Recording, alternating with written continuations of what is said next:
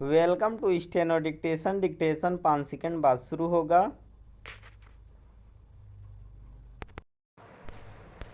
Start. Medical कॉलेजों में प्रवेश की परीक्षा नीट को लेकर उठे गंभीर सवालों के बीच नेशनल टेस्टिंग एजेंसी यानी एनटीए की ओर से कराई गई यूजीसी नेट परीक्षा को रद्द किया जाना शर्म का विषय है। क्या इससे शर्मनाक और कुछ हो सकता है कि 18 जून को यूजीसी नेट की परीक्षा हुई और 24 घंटे के अंदर खबर आ गई कि उसका प्रश्न पत्र लीक हो गया। यह परीक्षा इसलिए रद्द करनी पड़ी क्योंकि उसके प्रश्न पत्र मैसेजिंग ऐप टेलीग्राम पर उपलब्ध पाए गए। इसका अर्थ है कि एनटीए ने नीट में अनियमितता की शिकायतों से कोई सबक नहीं सीखा। यूजीसी नेट परीक्षा रद्द करने से तो यह भी संदेह होता है कि एनटीए के तंत्र में ही कुछ ऐसे लोग शामिल हैं जो धांधली करते अथवा कराते हैं। यह संदेह इसलिए होता है क्योंकि एक तो इस संस्था के पास पर्याप्त संख्या बल नहीं और दूसरे वह अपना अधिकांश काम ठेके पर कराती है और वह भी ऐसी एजेंसियों के माध्यम से जिनके पास इस तरह का काम करने का कोई अनुभव नहीं है। समझना कठिन है कि जिन परीक्षाओं में लाखों छात्र बैठते हों उनका आयोजन ठेके पर क्यों कराया जाता है। क्या पैसे बचाने के लिए?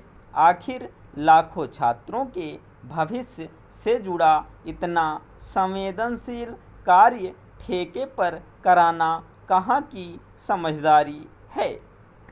इससे संतुष्ट नहीं हुआ जा सकता कि यूजीसी नेट परीक्षा का प्रश्न पत्र लीक होने की जांच सीबीआई को सौंप दी गई है और शीघ्र दोबारा परीक्षा करने का आश्वासन दिया गया है।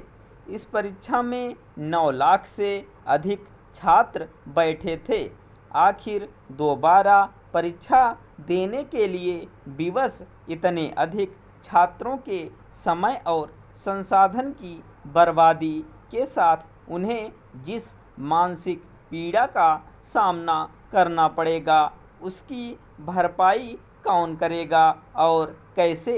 एक के बाद एक परीक्षाओं की विश्वसनीयता को लेकर उठने वाले प्रश्न एनटीए के साथ साथ शिक्षा मंत्रालय और साथ ही केंद्रीय सत्ता की प्रतिष्ठा को चोट पहुंचा रहे हैं। चूँकि एनटीए की साख ही सवालों से घिर गई है इसलिए उसकी कार्यप्रणाली में आमूलचूल परिवर्तन करना होगा।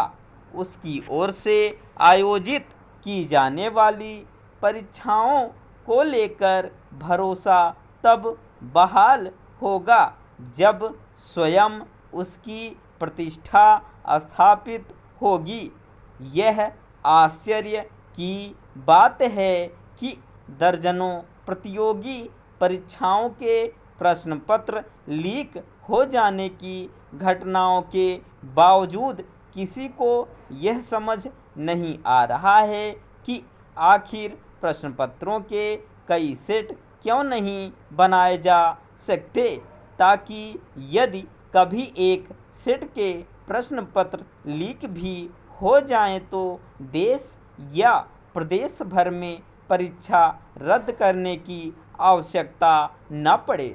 आज के इस तकनीकी युग में परीक्षा से पहले प्रश्न पत्र छाप कर रखने और फिर उन्हें शहर शहर भेजने की पुरानी व्यवस्था से छुटकारा क्यों नहीं पाया जा सकता।